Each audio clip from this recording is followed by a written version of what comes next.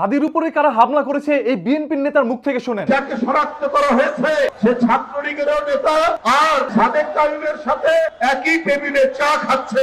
এখন এর বিচার কে করবে? যে হত্যাকারীকে শনাক্ত করা হয়েছে জামাত শিবিরের লোক। উনি কিন্তু ঠিকই বলেছে, যেই লোকটি হামলা করেছে উনি কিন্তু সাদিক কায়েমের সাথে বসে একসাথে চাও খাচ্ছে। এতে করে বোঝা যায় সাদিক কায়েম শিবির করে আর সেই শিবিরের কর্মীরা এই ধরনের কাজগুলো করছে, তারা এর সাথে জড়িত। সেম একই ভাবে আবার কিন্তু এই মির্জা আব্বাসের সাথে বসেও চা খাচ্ছে বিএনপির আরো অনেক নেতাদের সাথে। এখন আমি বুঝলাম না এই লোকটা সবার সাথে একই প্লেসে বসে কিভাবে চা খায়, তারা সবাই কি একত্রে ছিল? আমি বুঝলাম না। ডিজিটাল যুগ ভাই, এআই প্রযুক্তি এখন কতটা উন্নত সবাই জানে। কিন্তু ওই মুহূর্তে আমার নির্দেশনা পেত তাহলে তোমাদেরকে তুলনা করতে আমাদের ছেলে দেওয়া।